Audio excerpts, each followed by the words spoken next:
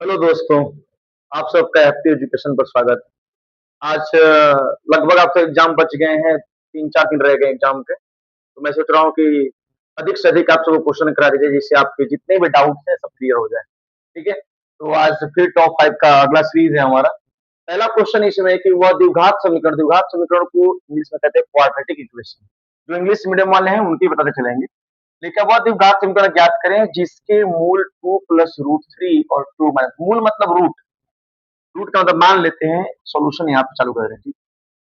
Solution number first, हमको मान लीजिए कि अल्फा की वैल्यू दी हुई है 2 प्लस रूट, समझिएगा, और बीटा की वैल्यू दे दिया 2 माइनस रूट। एक रूट हमको अल्फा दे दिया, दूसरा रूट क्या दिया बीटा।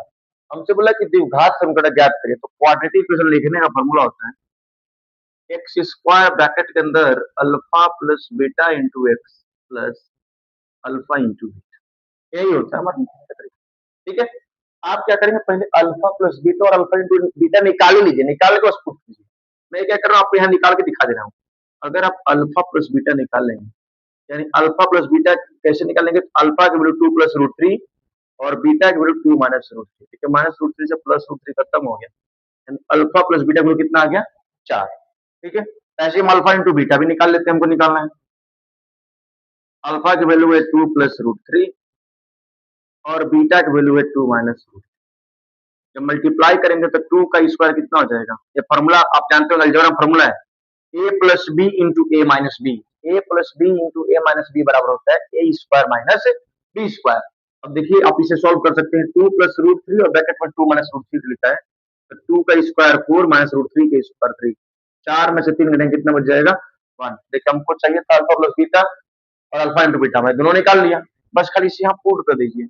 आप सबको सॉल्यूशन करने के लिए देखा, ये सब मन में भी किया जा सकता है, जरूरी नहीं कि आप लिख के करें। एग्जाम में इतना टाइम नहीं है कि आप लिखेंगे। इतना चीज जो मैं यहाँ लिखा हूँ ये सब माइंड में प्रिपरेशन करना है, बस डायरेक्ट पुट करना है यहाँ पे। X square minus alpha plus beta की value 4, X square minus 4x और अल्फा इंटू बीटा की वैल्यू 1।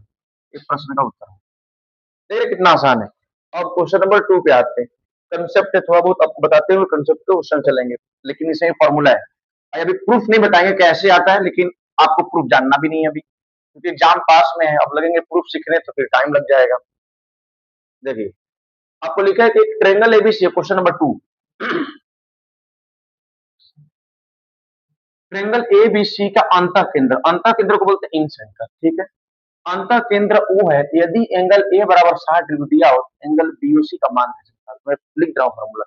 आपसे जब भी एंगल दे के और सेंटर पे का एंगल पूछ ले आपसे, इन सेंटर जो है, एंगल बी ओ सी बराबर होता है 90 degree plus angle A by 2। ठीक है, कोई भी ट्रायंगल कोई भी एक एंगल दे के और इन सेंटर पूछेगा तो निकालने का फॉर्मूला यही है। आप 90 डिग्री हो ही गया, एंगल ए की जगह 60 डिग्री, 60 बटे में 2, 2 से 60 कट गया 30 पर, यानी 90 डिग्री प्लस 30 कितना है 120। यही प्रश्न का क्या हो जाएगा उत्तर। बहुत आसान है। क्वेश्चन नंबर 3 पे आते हैं। क्वेश्चन नंबर 3, एबीसी में लंब केंद्र का मतलब था ऑर्थो सेंटर। क्या है कि एच एंगल है 70 डिग्री दिया, तो एंगल बीएचसी कैसे निकालेंगे, तो इसके लिए फॉर्मूला में लिख रहा हूँ। एंगल बी एच सी बराबर निकालना, किसी ट्रायंगल 180 डिग्री होता है, 180 डिग्री में से बस एंगल ए को माइनस कर लीजिए, जो आएगा वही इस प्रश्न का उत्तर है। ये दोनों फॉर्मूला लिखा हूँ क्वेश्चन नंबर 2 में, तो ये भी फॉर्मूला है और ये।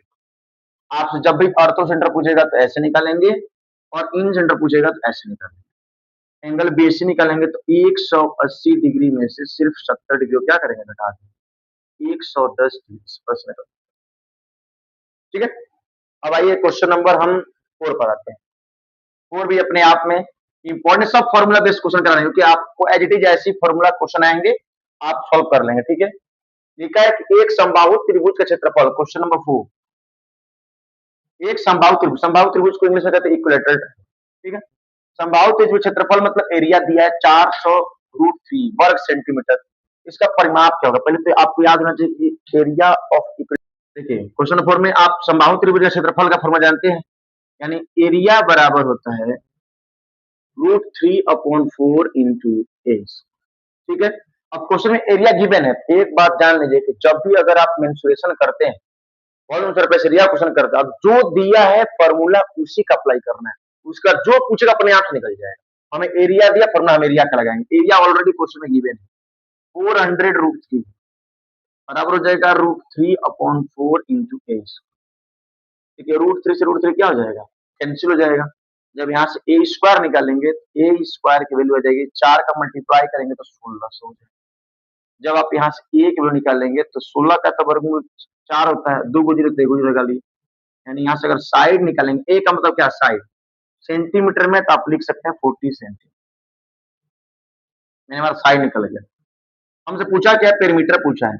बेटा पेरीमीटर का फॉर्मूला, कोई ट्रायंगल है, वो भी इक्विलेटरल ट्रायंगल है, तीनों साइड्स इक्वल होते हैं, तो पेरीमीटर का फॉर्मूला कह सकते हैं हम 3 इंटू साइड। ठीक, 3 है, साइड ऑलरेडी हमको पता है 40, मल्टीप्लाई कीजिए 120 सेंटीमीटर इस प्रश्न का। ठीक है, इसे फॉर्मूला बेस्ड है भाई। देखिए आप फॉर्मूला जब तक अलजेब्रा हो गया, मेंसुरेशन हो गया, या कोई भी, अगर आप फॉर्मूला नहीं याद करेंगे तो आप क्वेश्चन नहीं सॉल्व करेंगे, फिर वहां पे लगेंगे सोचने कैसे सॉल्व करेंगे। इसके लिए आपको फॉर्मूला याद करना पड़ेगा। एक हम ऐसा वीडियो ही बना देंगे जिसमें सारा हम फॉर्मूला ही दे देंगे आप सबको, बस वो वीडियो देख लीजिए, आप लोग के लिए सबसे कारगर साबित हो जाएगा। टोटल फॉर्मूला जितना बीएड में, सीयूटी में और जो भी अनदर एग्जाम है उनके लिए जरूरत है, मैं सारा फॉर्मूला एक वीडियो बनाऊंगा, उससे फॉर्मूला बना दूंगा, पूरा फॉर्मूला एक जगह रहेगा, आप देखेंगे, आप सब सॉल्व कर लेंगे। ठीक है, क्वेश्चन नंबर 5 पे आते हैं। क्वेश्चन नंबर 5, एक बेलन और एक शंकु के आधार, बेलन बेलन देख लीजिए और शंकु देख लीजिए, दोनों के आधार की त्रिज्या और ऊंचाई बराबर है। त्रिज्या मतलब रेडियस, ऊंचाई मतलब हाइट। ठीक, बेलन को इंग्लिश में कहते हैं सिलेंडर, शंकु को क्या कहते हैं, कोन। ठीक, तो सिलेंडर और कोन के जो बेस हैं, बेस अब आधार है तो आधार की त्रिज्या यानी रेडियस और ऊंचाई दोनों बराबर, मतलब आयतन का अनुपात क्या होगा, बस कुछ नहीं, हम लिख दे रहे हैं V1/V2। पहला वॉल्यूम हो जाएगा सिलेंडर का, तो सिलेंडर के वॉल्यूम का फॉर्मूला होता है पाई आर स्क्वायर, बस रख दीजिए पाई आर स्क्वायर। शंकु के वॉल्यूम का फॉर्मूला होता है 1/3 पाई आर स्क्वायर। देख रहे हैं आप, बोला है कि रेडियस और ऊंचाई दोनों बराबर है।